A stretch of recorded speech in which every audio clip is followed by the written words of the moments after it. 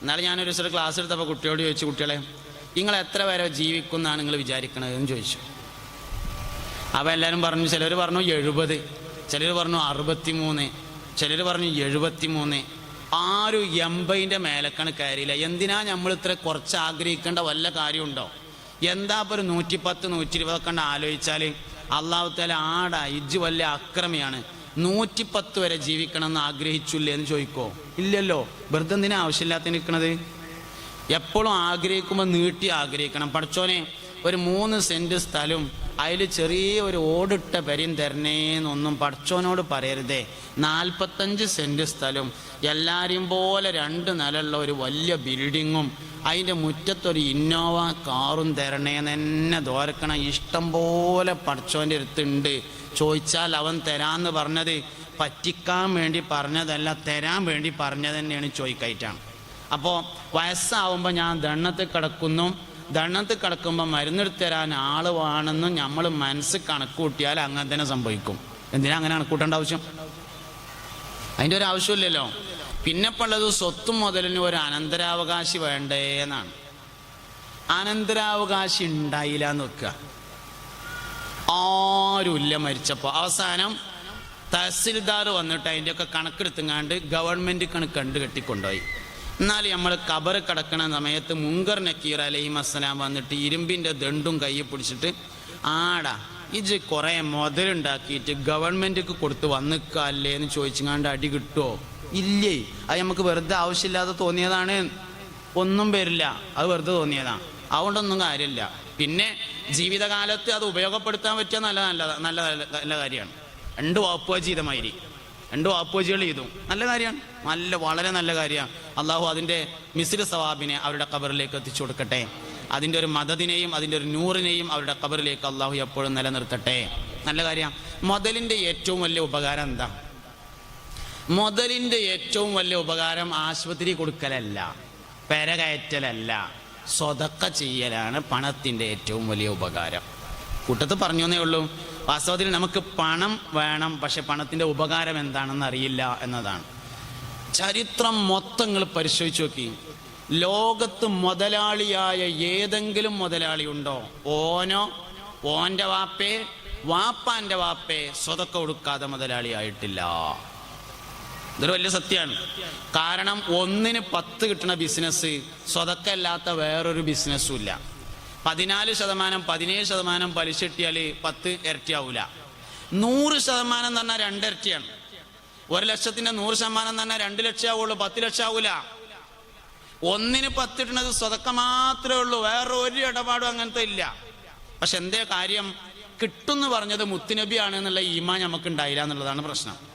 1ന് 10 കിട്ടുമെന്ന് പറഞ്ഞത് മുഹമ്മദ് നബി സല്ലല്ലാഹു അലൈഹി വസല്ലം തങ്ങളാണ് എന്നും അത് വഹയിൻ്റെ ഇൽമാണ് എന്നും വിശ്വസിക്കാൻ നമുക്ക് കഴിഞ്ഞില്ല എന്നതാണ് യഥാർത്ഥത്തിൽ പ്രശ്നം. ഒരു മനുഷ്യന് തൻ്റെ ഹിസാബ് ബോധ്യപ്പെടുന്നത് 3 സമയത്താണ് എന്നാണ്. ഒന്ന് മരിക്കണ നേരത്ത്. മരിക്കുമ്പോൾ ഒരു ഹിസാബുണ്ട്. അതെങ്ങനെ ഹിസാബ്? ജീവിതത്തിൽ കഴിഞ്ഞുപോയ എല്ലാ സംഭവങ്ങളെയും ഒരിക്കൽ കൂടി കാണിച്ചു കൊടുക്കുന്നതാണ് മരിക്കുമ്പോഴുള്ള ഹിസാബ്. ചെറിയ കുട്ടിയായി ഇമ്മാൻ്റെ വയറ്റെന്ന് വന്നതും വാപ്പാൻ്റെ കയ്യും പിടിച്ചുങ്ങാണ്ട് മദ്രസക്ക് പോയതും ഉസ്താദ് അലിഫ് എന്ന് എഴുതി തന്നതും അങ്ങനെ തുടങ്ങി കണ്ണിയത്ത് ഉസ്താദിൻ്റെ ഉറൂസിന് പോയത് ഉൾപ്പെടെയുള്ള എല്ലാ കാര്യങ്ങളും ഒറ്റയടിക്കൊന്നിങ്ങനെ മനസ്സിലിങ്ങനെ വന്നു പോകും. അതൊരു ഹിസാബാണ് മരിക്കണ നേരത്ത്. വേറൊരു ഹിസാബുണ്ട്, അവൻ്റെ ഖബറിൽ വെച്ചാണ് അത് നടക്കുന്നത്. ബോധ്യപ്പെടുത്തലാണ്. ഖബറിൽ ചോദ്യം ചെയ്യാൻ 2 മലക്കുകൾ വരും, മുൻകർ നക്കീർ അലൈഹിസ്സലാം. അവർ ചോദ്യം ചോദിക്കുമ്പോൾ അതിൻ്റെ ഉത്തരം കിട്ടിയാൽ ഏകദേശം മനസ്സിലാവും ഞാൻ ഇപ്പം എങ്ങോട്ടാ പോണത്. മരിക്കുമ്പോൾ മനസ്സിലാവും, അത് കഴിഞ്ഞാൽ പിന്നെ ഖബറിലെത്തിയാൽ മനസ്സിലാവും ഞാൻ എങ്ങോട്ടാ ഇപ്പം ഏകദേശം പോവുക. 3ാമത്തതാണ് ഒറിജിനൽ ഹിസാബ്. കല്ലാ ഇദാ ദുക്കത്തിൽ അർളു ദക്കൻ ദക്ക വജാഅ റബ്ബുക വൽ മലകു സഫൻ സഫാ വജീഅ യൗമഇദിൻ ബിജഹന്നമ യൗമഇദിൻ യതദക്കറുൽ ഇൻസാനു വഅന്നാ ലഹു ദിക്റാ. ആകാശത്തെയും ഭൂമിയെയും പൊടിപൊടിയാക്കപ്പെട്ടു. മനുഷ്യരും മലക്കുകളും മഹ്ശറയിൽ അണിയണിയായി സൊഫായിട്ട് വരി നിന്നു. അല്ലാഹു റബ്ബുൽ ഇസ്സത്ത് വിചാരണയ്ക്ക് വേണ്ടി അങ്ങോട്ട് ഹാജരായി. ഒറിജിനൽ വിചാരണ, ഒറിജിനൽ ഹിസാബ്. ആ സമയത്താണ് നന്മതിന്മകൾ എഴുതുന്ന ഏട് കൊടുക്കുക. അതിനു മുമ്പ് നരകത്തെ 70,000 ചങ്ങലകളിൽ ബന്ധിച്ചുകൊണ്ട് ഓരോ ചങ്ങലയിലും 70,000 മലക്കുകൾ പിടിച്ചുകൊണ്ട് മഹ്ശറയിലേക്ക് കൊണ്ടുവരപ്പെടും. വജീഅ യൗമൈദിൻ ബിജഹന്നമ യൗമൈദി യതദക്കറുൽ ഇൻസാനു വഅന്നാ ലഹു സിക്റാ. ജഹന്നമാകുന്ന നരകത്തെ ചങ്ങലയിൽ ബന്ധിച്ചുകൊണ്ട് മഹ്ശറയിലേക്ക് കൊണ്ടുവരും. ഇളകി മറിയുന്ന ആ നരകത്തെ മുന്നിൽ നിർത്തിയാണ് ഒറിജിനൽ ഹിസാബ് നടത്തുന്നത്. ആ ഹിസാബിന് വേണ്ടി ഒരാളുടെ ഏട് വലത് കയ്യിൽ കിട്ടിയാൽ ആദ്യം വായിച്ചു നോക്കും, എന്നിട്ട് എല്ലാവർക്കും കാണിച്ചു കൊടുക്കും സന്തോഷത്തോടു കൂടി. അവൻ അവൻ്റെ ബന്ധുക്കളിലേക്ക് സന്തോഷപൂർവ്വം ചെന്നു ചേരും എന്ന് ഖുർആൻ. ഫഅമ്മാ മൻ ഊതിയ കിതാബഹു ബിയമീനിഹി ഫസൗഫ യുഹാസബു ഹിസാബൻ യസീറ വയൻഖലിബു ഇലാ അഹ്ലിഹി മസ്റൂറാ.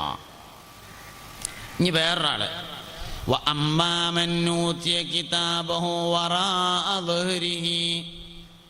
ഏതെങ്കിലും ഒരാൾക്ക് പിൻവശത്തുകൂടെ ഇടതു കൈയിൽ ഏടു നൽകപ്പെട്ടാൽ ഫസൗഫ യദൂ സുബൂറൻ വയസ്ലാ സഈറാ. അവൻ അവൻ്റെ നാശത്തെ വിളിച്ചുകൊണ്ടിരിക്കുന്നതാണ്. ഇടത്തെ കയ്യിൽ ഏട് കിട്ടിയാൽ ഓൻ ആർക്കും കൊടുക്കാതെ കക്ഷത്തിൽ വെക്കും. ഓൻ്റെ ഏട് ഓനൊന്നിങ്ങനെ നോക്കുമ്പോൾ കാണുന്നതൊക്കെ ഓന് എതിരുള്ളതാണ്. അപ്പം കക്ഷത്തിൽ വെക്കും, ആർക്കും കാണിച്ചു കൊടുക്കൂല. ആ സമയത്താണ് അൽയൗമ നഖ്തിമു അലാ അഫ്വാഹിഹിം വതുകല്ലിമുനാ ഐദീഹിം വതഷ്ഹദു അർജുലുഹും. വായകൾക്ക് സീല് വെക്കുന്നതും കൈകൾ സംസാരിക്കുന്നതും കാലുകൾ സാക്ഷി നിൽക്കുന്നതും ആ സമയത്താണ്. അവനെ പരിഹസിച്ചുകൊണ്ട് അള്ളാഹു പറയുന്നുണ്ട്, ഇന്നഹു കാന ഫീ അഹ്ലിഹി മസ്റൂറ. അവൻ അവൻ്റെ ബന്ധുക്കളിൽ സന്തോഷത്തോടു കൂടെ ആയിരുന്നില്ലയോ. അപ്പോൾ ബന്ധുക്കൾ 2 തരത്തിലാണ്. ഒന്ന് സ്വർഗത്ത് പോണ ബന്ധു, ഒന്ന് നരകത്തേക്ക് പോണ ബന്ധു. സ്വർഗാവകാശിയുടെ ബന്ധു ആവണോ അവൻ സ്വർഗത്തിൽ പോയിരിക്കണം. നരകാവകാശിയുടെ ബന്ധു നരകാവകാശിയായിരിക്കും. അപ്പൊ രക്തത്തിൽ പിറന്നതുകൊണ്ട് മാത്രം ബന്ധു ആവൂല എന്ന് ഇതിന് മനസ്സിലാവും. രക്തത്തിൽ പിറന്നതുകൊണ്ട് മാത്രം ബന്ധു ആവൂല. നൂഹ് നബിനോട് അല്ലാഹു തആല അത് പറഞ്ഞിട്ടുണ്ട്. നൂഹേ, നിങ്ങളെ മകൻ നിങ്ങളെ ബന്ധു അല്ല എന്ന് പറഞ്ഞിട്ടുണ്ട്. നൂഹ് നബി അലൈഹിസ്സലാം 900 ചില്ലാനം വർഷം ദീനീ പ്രബോധനം നടത്തി. 100-ൽ താഴെ ആളുകൾ മാത്രം ഇസ്ലാം സ്വീകരിച്ചുള്ളൂ. ദുഃഖിതനായ നൂഹ് നബി അലൈഹിസ്സലാം 2 കൈയും ഉയർത്തി അല്ലാഹുവിനോട് ദുആ ചെയ്തു. റബ്ബി ലാ തദർ അലൽ അർളി മിനൽ കാഫിരീന ദയ്യാറാ. അല്ലാഹുവേ, കാഫിരീങ്ങളിൽ നിന്ന് ആരെയും ഈ ഭൂമിയിൽ നീ വെച്ചേക്കരുതേ. അല്ലാഹു ദുആ സ്വീകരിച്ചു. 40 വർഷങ്ങൾക്ക് ശേഷം വലിയ ഒരു ജലപ്രളയമുണ്ടായി. നൂഹ് നബിയോട് അല്ലാഹു തആല, നൂഹേ, നിങ്ങളെയും നിങ്ങളുടെ ബന്ധുക്കളെയും ഞാൻ സംരക്ഷിച്ചു കൊള്ളാം എന്ന് പറഞ്ഞിരുന്നു. നൂഹ് നബിയുടെ കപ്പൽ പണി പൂർത്തിയായി. വെള്ളം അടിയിൽ നിന്ന് പൊന്താൻ തുടങ്ങി, മുകളിൽ നിന്ന് മഴ വർഷിക്കാൻ തുടങ്ങി. ജലനിരപ്പ് ഉയർന്നുയർന്ന് വന്നുകൊണ്ടിരുന്നു. നൂഹ് നബി അലൈഹിസ്സലാമും വിശ്വസിച്ച ആളുകളും എല്ലാ ജീവികളിൽ നിന്നും ജോഡികളും കപ്പലിൽ കയറി. നൂഹ് നബി അലൈഹിസ്സലാമിന്റെ മകൻ മാത്രം കയറിയില്ല. ദുഃഖിതനായ നൂഹ് നബി അലൈഹിസ്സലാം മകനെ വിളിക്കുന്ന ഒരു രംഗം പരിശുദ്ധമായ ഖുർആൻ സൂറത്ത് ഹൂദിലൂടെ വിവരിക്കുന്നുണ്ട്. വനാദാ നൂഹു ഇബ്നഹു. നൂഹ് നബി അലൈഹിസ്സലാം തന്റെ മകനെ വിളിച്ചു. യാ ബുനയ്യ ഇർകം മഅനാ. മോനെ, നീ ഈ വാഹനത്തിൽ കയറിക്കോ. വലാ തകും മഅൽ കാഫിരീൻ. കാഫിരീങ്ങൾ എന്ന ഒരു വിഭാഗമുണ്ട്, അവരോടൊപ്പം നീ പെട്ടുപോകരുതേ. മകൻ പറഞ്ഞു, വാപ്പാ, ജബലിൻ യസിമുനി മിനൽ മാഇ. ഞാൻ നിങ്ങളുടെ കപ്പലിൽ കയറുന്നില്ല. ഞാൻ ഏതെങ്കിലും മലകളിൽ കയറി രക്ഷപ്പെട്ടുകൊള്ളാം. ഞാൻ എന്തൊക്കെയാ നടക്കണെന്നൊന്ന് നോക്കട്ടെ, ഞാൻ ഏതെങ്കിലും ഉയരമുള്ള മലമ്മ കയറിക്കൊണ്ട് കപ്പലിൽ കയറണില്ല. വാപ്പ പറഞ്ഞു, മോനെ, ലാ ആസിമൽ യൗമ മിൻ അംരില്ലാഹി ഇല്ലാ മൻ റഹിം. ഇന്ന് ഈ കപ്പലിൽ കയറിയവരല്ലാതെ രക്ഷപ്പെടൂല മോനെ. ഇന്ന് ഈ കപ്പലിൽ കയറിയവരെ രക്ഷപ്പെടുള്ളൂ, വേറെ ആരും രക്ഷപ്പെടൂല. അതുകൊണ്ട് നീ ഈ കപ്പലിൽ കയറിക്കോ, അള്ളാഹു റഹ്മത്ത് ചെയ്തവരല്ലാതെ രക്ഷപ്പെടുകയില്ല. മകൻ കയറിയില്ല. അവിടെ അങ്ങനെ ഒരു മല ഉണ്ടായിരുന്നില്ല. ഓന് കയറാൻ തോന്നണില്ല എന്നത് മാത്രമാണ് പ്രശ്നം. അമ്പിയാക്കൾ ഇങ്ങനെ പറയുമ്പോ അതൊന്നും ഉണ്ടാവൂല എന്നിങ്ങനെ തോന്നുകയാണ്. അപ്പം എന്തേലുമൊക്കെ ചെയ്യാ. കയറാൻ തോന്നിയില്ല, കയറിയില്ല. വഹാല ബൈനഹുമൽ മൗജു ഫകാന മിനൽ മുഗ്റഖീൻ. വാപ്പാന്റെയും മകന്റെയും ഇടയിൽ തിരമാലകൾ മറയിട്ടു. തിരമാല അടിച്ചു വീശി. കപ്പൽ ദൂരേക്ക് പോയി, മകൻ അതിലേറെ ദൂരേക്ക് പോയി. കനാനിന്റെയും നൂഹ് നബി അലൈഹി ഇസ്ലാമിന്റെയും ഇടയിൽ കപ്പൽ മറയിട്ടു, തിരമാലകൾ മറയിട്ടു. വെള്ളം വീണ്ടും ഉയർന്നു വന്നു. എല്ലാ അവിശ്വാസികളും ജീവജാലങ്ങളും പരിശുദ്ധമായ കഅബ ശരീഫ് ഉൾപ്പെടെയുള്ള എല്ലാ വസ്തുക്കളും തകർന്നുപോയി. കൂട്ടത്തിൽ നൂഹ് നബി അലൈഹി ഇസ്ലാമിന്റെ മകനും മരണപ്പെട്ടു പോയി. ദിവസങ്ങളോളം ജലപ്പരപ്പിൽ കപ്പലോടി നടന്നു. എല്ലാവരുടെയും മരണം ഉറപ്പായപ്പോ അല്ലാഹു റബ്ബുൽ ഇസ്സത്ത് വെള്ളത്തിനോട് ആണ്ടുപോകാൻ പറഞ്ഞു. വഖീല യാ അർദു ബിലഈ മാഅകി വയാ സമാഉ അഖ്ലിഇ വഗയദൽ മാഉ വസ്തവത് അലൽ ജൂദിയ്യ വഖീല ബുഅദൻ ലിൽ ഖൗമിൽ ളാലിമീൻ. ഖീല യാ അർദു ബിലഈ മാഅകി പറയപ്പെട്ടു അല്ലാഹുവിന്റെ ഭാഗത്ത് നിന്ന്, യാ അർദുയേ ഭൂമിയെ, ഇബ്ലഈമാക്കി നീ നിന്റെ വെള്ളത്തെ വിഴുങ്ങിക്കളയുക. വെള്ളക്കട ഒത്തുക്കായിക്കളാം. വയാ സമാഉ അഖ്ലി